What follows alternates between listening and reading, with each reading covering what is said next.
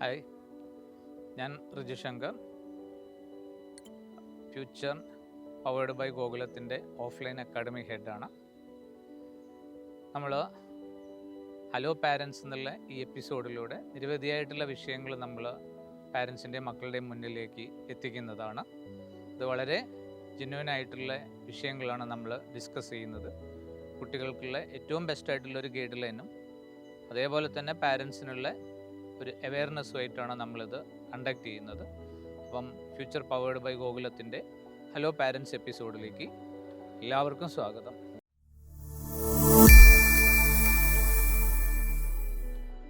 നമ്മൾ ഇന്ന് നമ്മളുടെ ഡിസ്കഷനിൽ വരുന്നത് നമ്മളെ നീറ്റ് ആസ്പിരൻസിൻ്റെ അതുമായിട്ട് ബന്ധപ്പെട്ടിരിക്കുന്ന കാര്യങ്ങളാണ്. അപ്പോൾ +2 കഴിഞ്ഞിട്ട് ഒരു വർഷം ഡ്രോപ്പ് ചെയ്തിട്ട് ഈ നീറ്റ് എക്സാമിനേഷന് വേണ്ടി ഒരുങ്ങുന്ന മക്കൾ, അവരുടെ പാരൻസ്, അവരുടെ ശ്രദ്ധയിലേക്ക് ഉള്ള ചില കാര്യങ്ങളാണ് നമ്മൾ ഇന്ന് ചർച്ച ചെയ്യുന്നത്. അതിൽ നീറ്റ് ആസ്പിരൻസ് എന്ന് പറയുമ്പോൾ നമ്മൾ രാജ്യത്തെ പ്രധാനപ്പെട്ട മെഡിക്കൽ സ്കൂളുകളിലേക്കുള്ള അഡ്മിഷനും അതോടൊപ്പം തന്നെ നമ്മളുടെ വെറ്റിനറി കോഴ്സുകൾ, അഗ്രികൾച്ചറൽ കോഴ്സുകളിലേക്കുള്ള മറ്റ് മെഡിക്കൽ ആലിഡ് കോഴ്സുകളുമായിട്ടുള്ള അഡ്മിഷൻസാണ് പ്രധാനമായിട്ട് ഇതിനകത്ത് വരുന്നത്. അതിൽ ഏറ്റവും ഇമ്പോർട്ടൻ്റ് ആയിട്ടുള്ളൊരു സംഭവം എന്ന് പറഞ്ഞിട്ടുണ്ടെങ്കിൽ എസ്പെഷ്യലി മെഡിക്കൽ സീറ്റ് തന്നെ, അതിൽ MBBS. അതുമാത്രമല്ല, നമുക്ക് അതുമായിട്ട് ബന്ധപ്പെട്ടിരിക്കുന്ന നിരവധി കോഴ്സുകളുണ്ട്. അപ്പോൾ എല്ലാം തന്നെ ഒന്നിനൊന്ന് മികച്ച കോഴ്സുകൾ തന്നെയാണ്.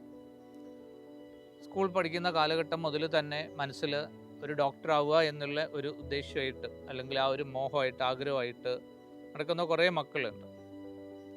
അപ്പോൾ അവർ +1 +2 പഠിക്കുന്ന കാലഘട്ടത്തിൽ ബോർഡിൻ്റെ ഒപ്പം തന്നെ നീറ്റ് എക്സാമിനേഷനുള്ള പ്രിപ്പറേഷൻ ഏറ്റവും ബെസ്റ്റായിട്ട് നടത്താൻ പറ്റാത്ത രീതിയിലുള്ള ഒരു കരിക്കുലത്തിലൂടെ പാസ് ചെയ്ത് പോകുമ്പോൾ, കാരണം ബോർഡിൻ്റെതായിട്ടുള്ള പ്രിപ്പറേഷൻസ് ഉണ്ട്, റെക്കോർഡ് വർക്ക് ഉണ്ട്, അങ്ങനെ കുറേ സംഭവങ്ങൾ അതുമായിട്ട് അസോസിയേറ്റ് ചെയ്തിട്ടുണ്ട്.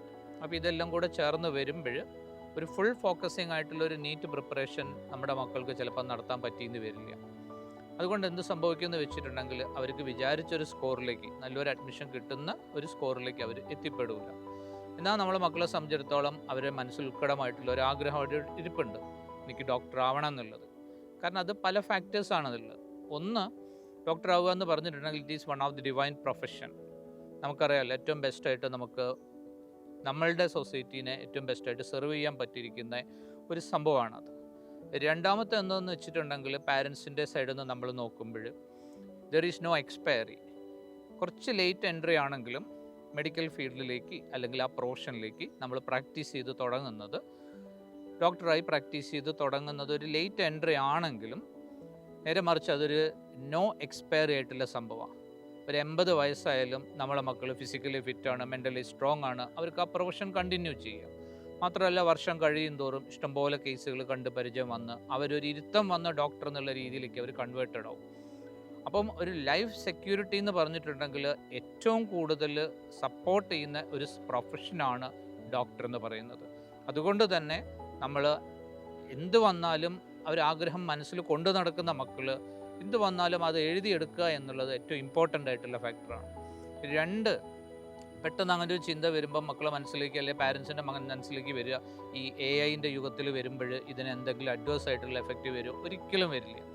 ഇതിൽ നമ്മളുടെ ആ ഒരു പ്രിസിഷൻ, അതല്ലെങ്കിൽ ആക്യുറസി, അത് കൂടുതലായിട്ട് അതിനെ എൻഹാൻസ് ചെയ്യുന്ന രീതിയിൽ മാത്രമേ AI-ക്ക് സപ്പോർട്ട് ചെയ്യാൻ പറ്റുള്ളൂ. ഒരിക്കലും AI അതിനെ റീപ്ലേസ് ചെയ്യില്ല. ഹ്യൂമൻ സെൻട്രിക് ആയിട്ടുള്ള ഈ സംഭവത്തെ ഒരിക്കലും AI-ക്ക് ആ ഒരു രീതിയിൽ റീപ്ലേസ് ചെയ്യാൻ പറ്റില്ല.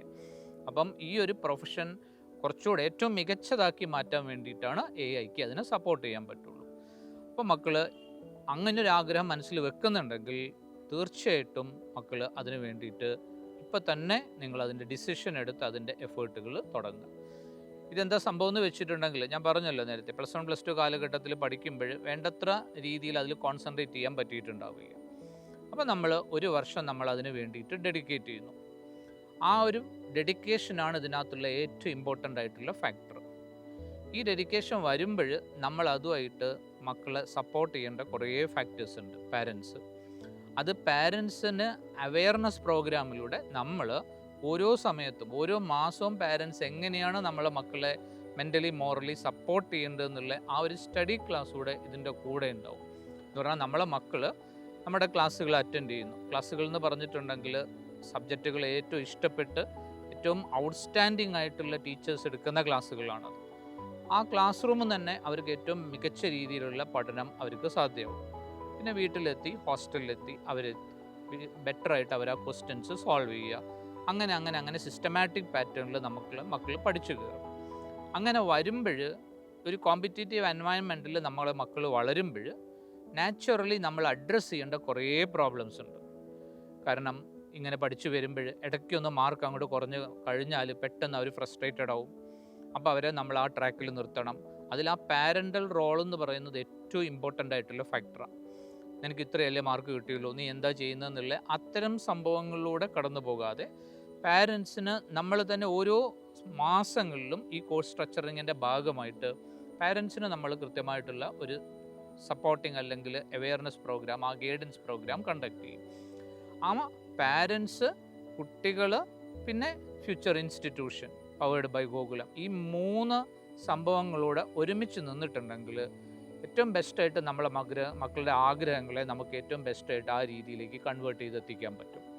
അതിന് 1 ഇയർ ആ ഡെഡിക്കേഷനാണ് ഇതിൽ ഇമ്പോർട്ടൻ്റ് ആയിട്ടുള്ള ഫാക്ടർ. അതിനകത്ത് കടന്നു വരുമ്പോൾ ഇപ്പം നീറ്റുമായിട്ട് അസോസിയേറ്റ് ചെയ്തിരിക്കുന്ന ചില സംഭവങ്ങൾ നമുക്ക് നോക്കിയാൽ കാണാം. പേപ്പറുകൾ ലീക്ക് ആവുന്നുണ്ട്, ക്വസ്റ്റ്യൻസ് തന്നെ ലീക്ക് ചെയ്ത് കൊടുക്കുന്നുണ്ട്. അങ്ങനത്തെ ചില സംഭവങ്ങളൊക്കെ ഇപ്പോൾ പുറത്ത് വന്നിട്ടുണ്ട്. അത് ഇപ്പോൾ പുറത്ത് വന്നതുകൊണ്ട് നമുക്ക് ഏറ്റവും എന്താ പറയുക, നമ്മളതിനെ പോസിറ്റീവായിട്ടേ കാണണ്ടുള്ളൂ. കാരണം ഇപ്പോഴെങ്കിലും അത് പുറത്ത് വന്നല്ലോ. ഇത് പുറത്ത് വന്നിട്ടില്ലെങ്കിൽ എന്താ സംഭവിക്കുക? പുറത്ത് വന്നിട്ടില്ലെങ്കിൽ നമ്മളെ മക്കൾ നന്നായി പഠിക്കുകയും എന്നാൽ അത്യാവശ്യം അങ്ങനെയൊന്നും പഠിക്കാത്ത മക്കൾ ഈ ക്വസ്റ്റ്യൻസ് കയ്യിൽ കിട്ടി അവർ സ്കോർ ചെയ്ത് അവർ ആ റാങ്ക് ലിസ്റ്റിൽ മുകളിൽ വരികയും ചെയ്യും. ഇനി അതിൻ്റെ പ്രോബബിലിറ്റി ഉണ്ടോ? ഇനി അതിൻ്റെ പ്രോബബിലിറ്റി ഇല്ല. കാരണം എന്താ? ഇതെല്ലാവർക്കും നാണക്കേട് ഉണ്ടാക്കിയിരിക്കുന്ന ഒരു സംഭവമാണ്.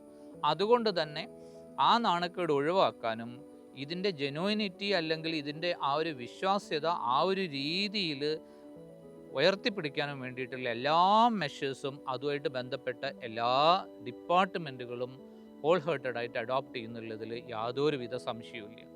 അതുകൊണ്ട് തന്നെ ഇതിപ്പം മക്കൾക്ക് കിട്ടിയിരിക്കുന്ന ഏറ്റവും വലിയൊരു സപ്പോർട്ടിങ് ഫാക്ടറാണ്.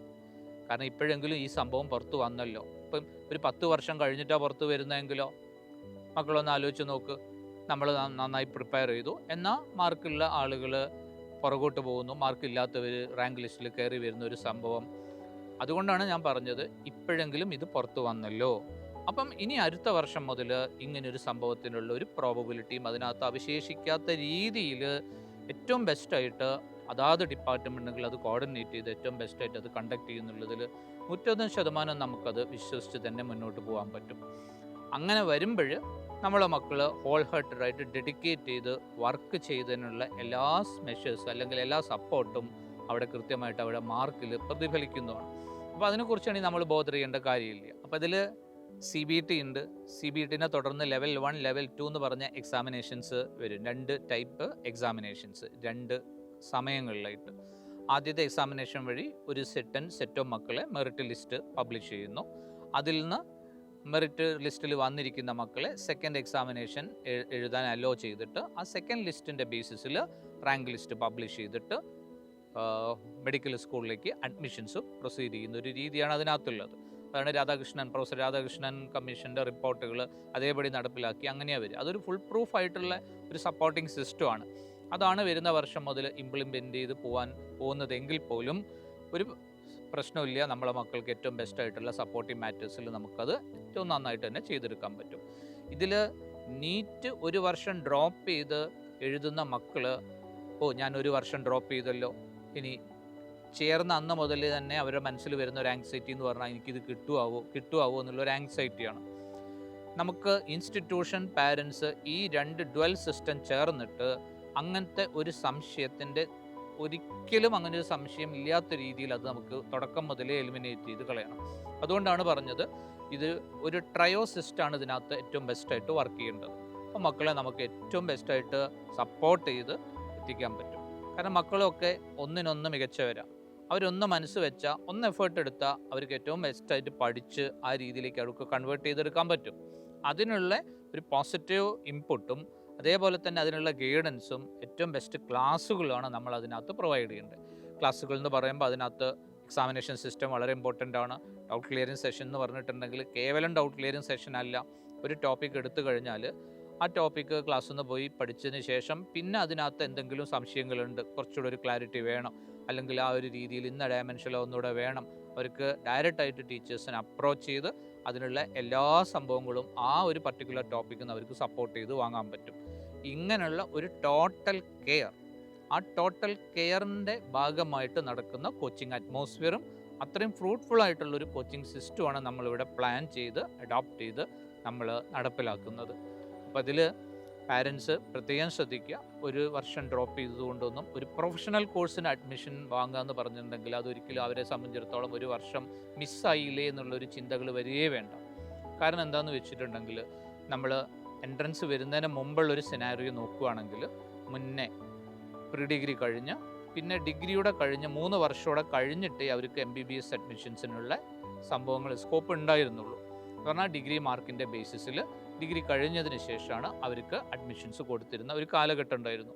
അപ്പോൾ എപ്പോഴാണ് വരുന്നത്? ഏകദേശം 20 വയസ്സാകുന്നതോടുകൂടിയാണ് അവർ ആ മെഡിക്കൽ പ്രൊഫഷനിലേക്ക് എൻ്റർ ചെയ്യുന്നത്. പിന്നീട് ഇതിലൊക്കെ റിഫോർമേഷൻ വന്നതിൻ്റെ ബേസിസിലാണ് +2 അടിസ്ഥാന യോഗ്യതയായിട്ട് എടുത്തുകൊണ്ട് അതിൽ ആ 10% ക്രൈറ്റീരിയ വെച്ചും കൊണ്ട് അവർക്ക് എൻട്രൻസ് എക്സാമിനേഷൻസിലെ മാർക്കിൻ്റെ റാങ്കിൻ്റെ ബേസിസിൽ അവർ അഡ്മിഷൻ കൊടുക്കുന്നത്. അപ്പം 20 വയസ്സിൽ മുന്നേ അഡ്മിഷൻ നേടിയിരുന്ന ഒരു കോഴ്സ് ഒരു 17-ാം വയസ്സിൽ 18 ജസ്റ്റ് ബിഗിനിങ്ങിൽ അവർ സ്റ്റാർട്ട് ചെയ്യുന്നു. അപ്പോൾ ഒരു 2 വർഷം അല്ലെങ്കിൽ 1 വർഷം അവിടെ ഡ്രോപ്പ് ചെയ്ത് ഇതിന് വേണ്ടിയിട്ട് അറ്റംപ്റ്റ് ചെയ്യുന്നതുകൊണ്ട് എന്തെങ്കിലും തരത്തിലുള്ള ഡ്രോബാക്ക് അതിലുണ്ടോ? ഒരിക്കലും ഇല്ല. കാരണം ഞാൻ നേരത്തെ പറഞ്ഞതാണ്, ഒരു ലേറ്റ് എൻട്രി, നോ എക്സ്പയറി. ഇതാണ് മെഡിക്കൽ പ്രൊഫഷൻ നമ്മളെ മക്കൾക്ക് വിഭാവനം ചെയ്തു തരുന്ന ഏറ്റവും വലിയ സെക്യൂരിറ്റിയും ഏറ്റവും വലിയ ലൈഫ് സപ്പോർട്ടും. അപ്പോൾ മക്കൾ ഹേർട്ടഡായിട്ട് ഏറ്റവും ബെസ്റ്റായിട്ട് പ്രിപ്പയർ ചെയ്ത് ഒരുങ്ങാനുള്ള സമയമായി കഴിഞ്ഞു.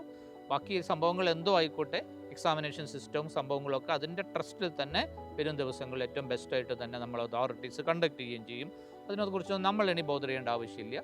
സമയബന്ധിതമായിട്ട് അതൊക്കെ നടന്ന് നമുക്ക് നല്ല മെഡിക്കൽ സ്കൂളുകളിൽ ഒരു ബെസ്റ്റ് സീറ്റ് നമുക്ക് കരസ്ഥമാക്കണം എന്നുള്ള ഒരേ ഒരു വാശിയോടുകൂടെ നമ്മളെ മക്കൾ ഒരുങ്ങും. ഓക്കെ മക്കളെ, അതിന് ഏറ്റവും ബെസ്റ്റായിട്ട് പാരൻസ് അവരെ ഗൈഡ് ചെയ്യുക, അവരെ സപ്പോർട്ട് ചെയ്യുക. ഇതിൽ പേഴ്സണൽ മെൻറ്ററിങ് ആണ് ഇതിൽ ഏറ്റവും ഇമ്പോർട്ടൻ്റ് ആയിട്ടുള്ളൊരു സംഭവം എന്ന് പറയുന്നത്. പേഴ്സണൽ മെൻറ്ററിങ് അത് നമ്മളുടെ ടീച്ചേഴ്സ് തന്നെ ഏറ്റവും ബെസ്റ്റായിട്ട് അവരെ പേഴ്സണൽ മെൻറ്ററിങ് നടത്തി അവരെ കൈപിടിച്ച് അവരേതാണോ കോഴ്സും കോളേജും ആഗ്രഹിച്ച് വരുന്നത് ആ ഒരു രീതിയിൽ നമുക്ക് അവരെ കൈപിടിച്ചുയർത്തി നടത്താൻ പറ്റും. ആ ഒരു ടോട്ടൽ സ്റ്റഡി പ്ലാനും ക്ലാസ് റൂം എക്സ്പീരിയൻസുമാണ് നമ്മളിവിടെ പ്ലാൻ ചെയ്യുന്നത്. ഓക്കെ മക്കളെ, നിങ്ങൾക്കപ്പം എല്ലാ കാര്യങ്ങളും മനസ്സിലായി കാണും. പാരൻസിന് എല്ലാ സംഭവങ്ങളും അതിനകത്ത് കൃത്യമായിട്ട് മനസ്സിലാവുന്നുണ്ടെന്ന് തോന്നുന്നു. അപ്പം നമുക്ക് ഇനിയൊരു എപ്പിസോഡിൽ കാണുന്നവരെ. ഓക്കെ മക്കളെ, okay parents, thank you all.